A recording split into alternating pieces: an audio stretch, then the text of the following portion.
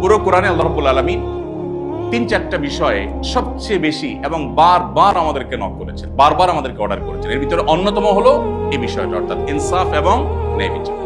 মুহাম্মদ সাল্লাল্লাহু আলাইহি সাল্লামের জীবনী বা তার সিরাত যদি আপনি অধ্যয়ন করে আপনি দেখবেন, তার পুরো জীবনটাকে তিনি এমন ভাবে মেপে মেপে ন্যায় বিচারের ছাঁচে ফেলে তার জীবনটাকে তিনি গড়ে তুলেছেন, আপনি এরকম আরেকটি উদাহরণ খুঁজে পাবেন না। আল্লাহ রাব্বুল আলামিন কোরআনে কারীমে সেজন্য বলেছেন, ওয়াইদা কুলতুম ফাআদিলু। আমরা সাধারণত ন্যায় বিচার বলতে বুঝি জাজমেন্টাল কোনো ইস্যু, হয়তো বিচারিক আদালতের কোনো ইস্যু। অথচ ন্যায় বিচার বা আদল এটার সাথে শুধুমাত্র বিচার কার্যের সম্পর্ক নয়, বরং আমাদের জীবনের প্রতিটি পদে পদে ন্যায় বিচারের প্রশ্ন এবং প্রসঙ্গ আসে, যেটা আমরা হয়তো ওইভাবে ভাববার সুযোগ অনেকের হয়নি। আল্লাহ রাব্বুল আলামিন সেজন্য বলেছেন, ওয়াইদা কুলতুম ফাআদিলু ওয়ালাউ কানা যা কুরবা।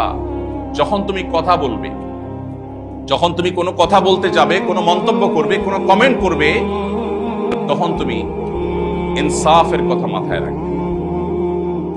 তুমি অন্যায় করবে না।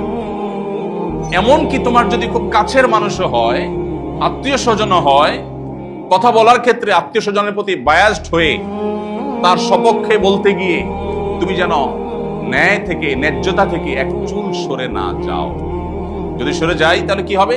আল্লাহ বলেছেন, মা ইয়ালফিযু মিন কাওলিন ইল্লা লাদাইহি রাকীবুন আতীদ।